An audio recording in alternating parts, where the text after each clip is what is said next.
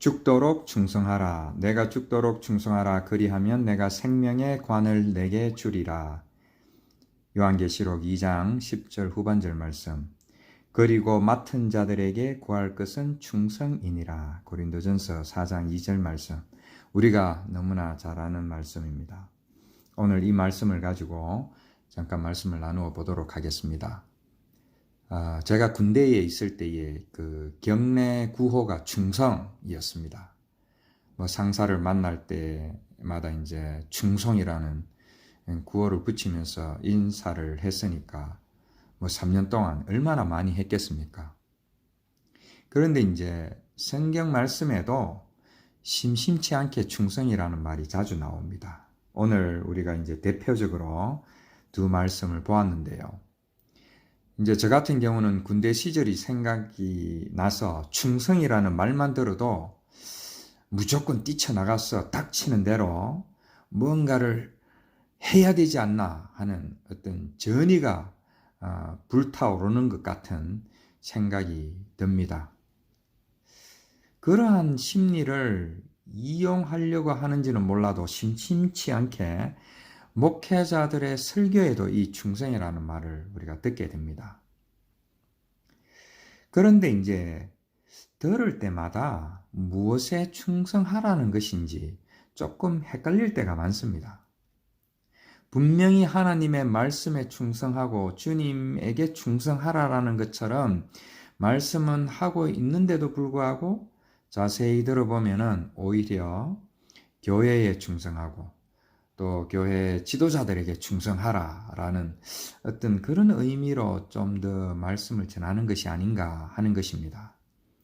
특히 대형 교회들은 대놓고 말하는 그런 목회자들도 있고 또 교회에 선거가 있는 시즌이면은 예를 들어서 장로 선거가 있다 이러면은 서로 그 교회에 충성하려고 하는 분위기도 분명히 있습니다.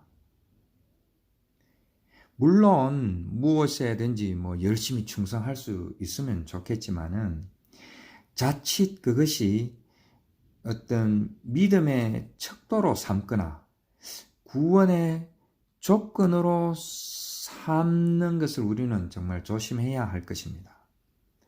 나를 구원해 주신 하나님께 감사하는 마음으로 또 교회를 위해서 동역자를 위해서 열심히 하는 것은 참으로 복된 일일 것입니다. 그러나 복을 받기 위해서 또 세상적인 어떤 무엇을 얻기 위해서 또 나의 어떤 종교적인 열심으로 무조건 열심히 하고 보자 라는 것들을 우리가 좀 조심해야 되지 않을까 하는 것입니다. 제가 항상 말씀을 드리지만은 태생적으로 무엇이든지 열심히 하시는 분들이 있습니다. 제가 그런 분들을 말씀드리려고 하는 것은 절대로 아닙니다. 그렇지만은 그 충성이라는 말을 들을 때에 우리는 그것을 전하는 자들이 어떤 의미로 그것을 전하는지 또 우리 각자 자신은 어떤 의미로 그것을 받아들이고 있는지 잘 분별을 해야 하는 것입니다. 그런 잣대를 우리 믿음의 동력자들한테 이렇게 되는 것은 우리가 좀 삼가하고 조심해야 되겠죠. 왜냐하면 그분들이 어떤 식으로 충성을 하는지 우리는 그것을 알 수가 없으니까요. 그래서 이제 이러한 것들이 우리가 상식적으로 이제 충성이라는 말을 들었을 때에 생각해 볼 수 있는 것들이라면은 과연 이제 성경 말씀의 충성의 그 원어의 뜻은 무엇인가? 또 성경 말씀 속에서 그 컨텍스트 안에 이 충성이라는 말이 어떻게 쓰였는가? 우리가 그것을 잠깐 나누어 보도록 하겠습니다.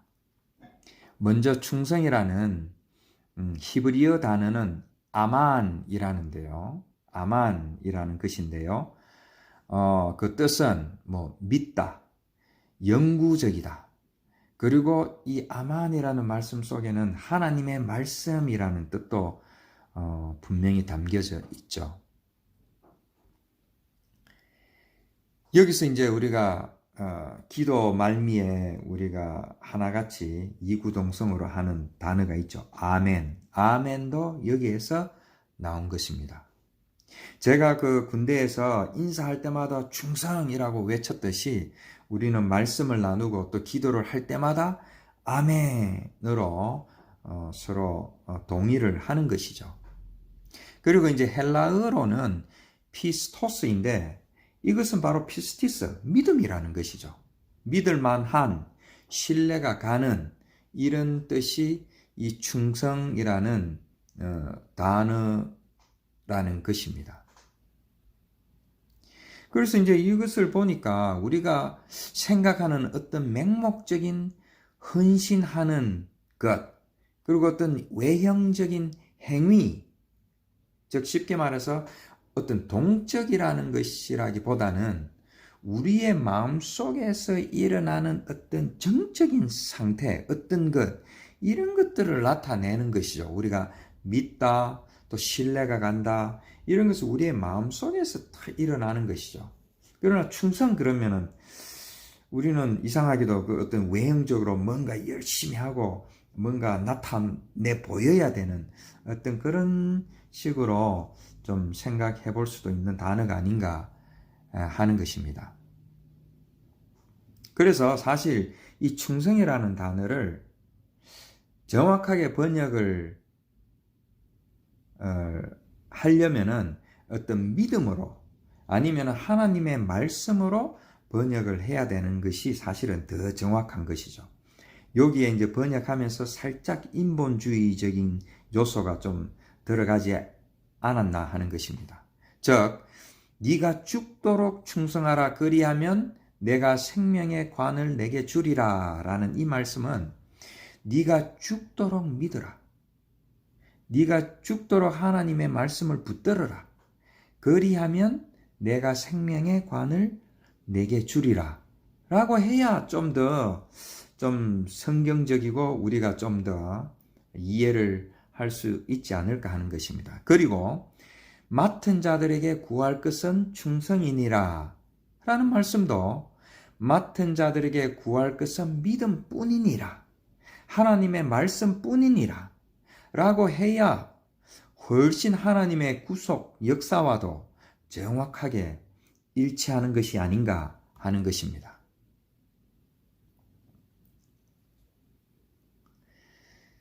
실제로 그 요한계시록 2장 10절 말씀은 이제 7 교회 중에 하나인 서머나 교회의 한 말씀 중에 하나이죠. 그 스마나 교회가 이제 고난과 환난과 그 핍박을 당하는데 그때에 하나님의 말씀을 붙들고 믿음을 붙들라라는 것입니다. 어떤 무엇인가에 외형적으로 뭐 충성해라 뭐 이런 거라기보다는 내 마음속에 그 믿음을 꽉 붙들고 하나님의 말씀을 붙들고 그런 환난과 핍박을 견디고 이겨나가라는 것입니다.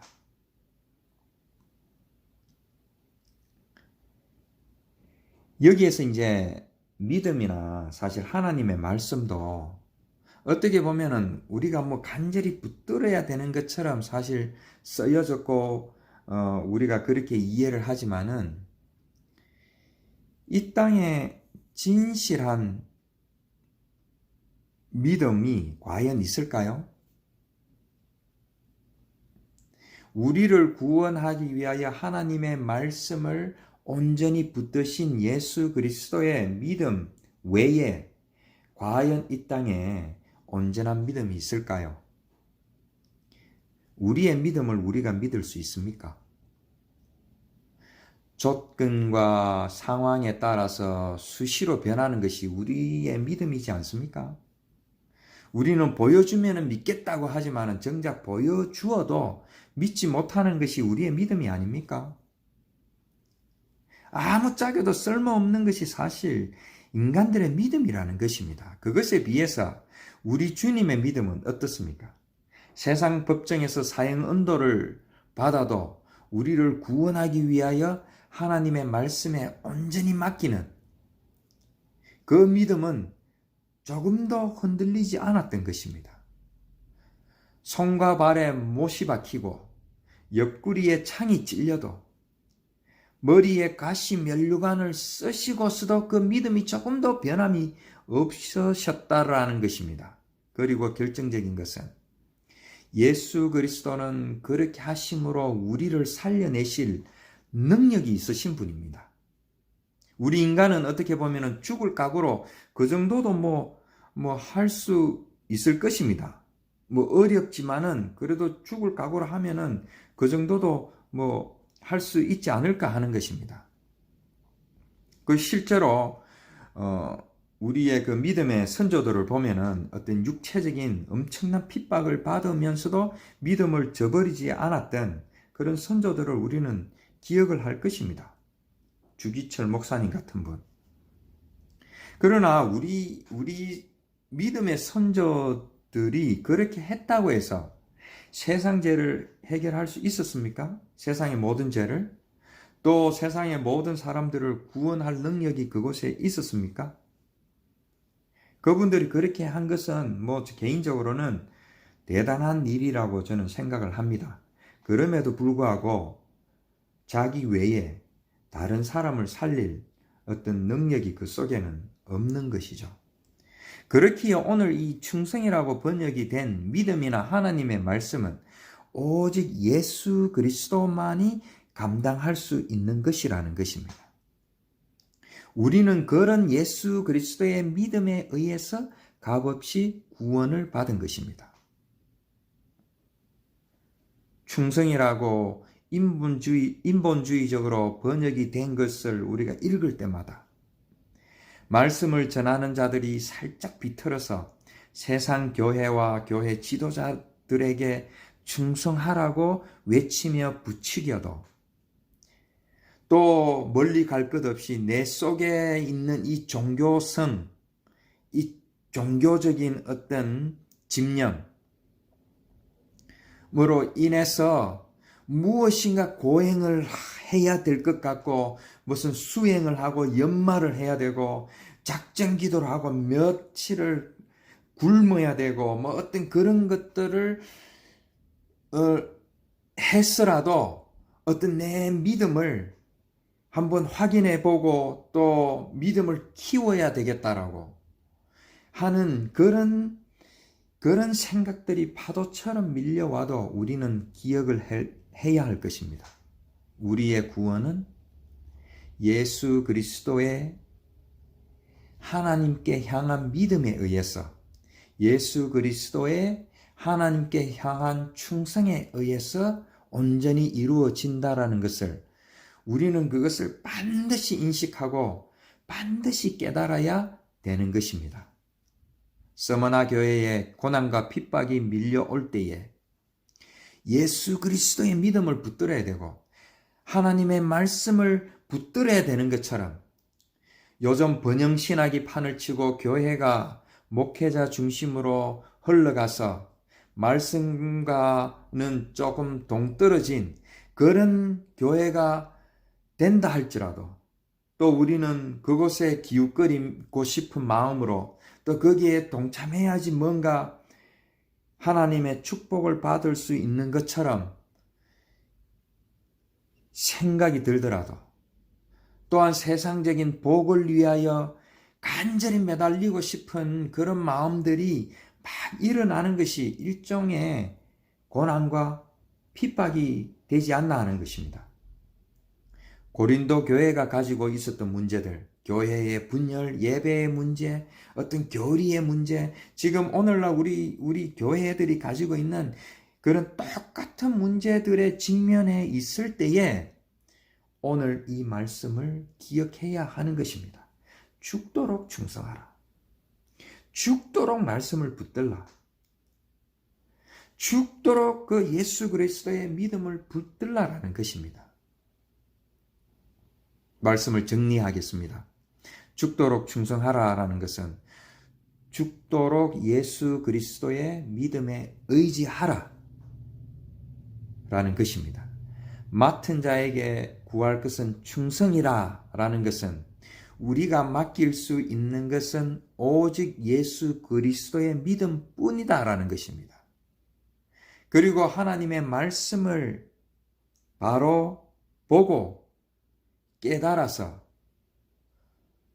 오늘 하루도 그 종교인들의 소용돌이에 휘둘리지 않고 우리의 마음속에 평강과 기쁨을 누리며 또 확신을 가지고 살아갈 수 있는 것이 바로 죽도록 충성하라 라는 의미가 아닐까 하는 것입니다.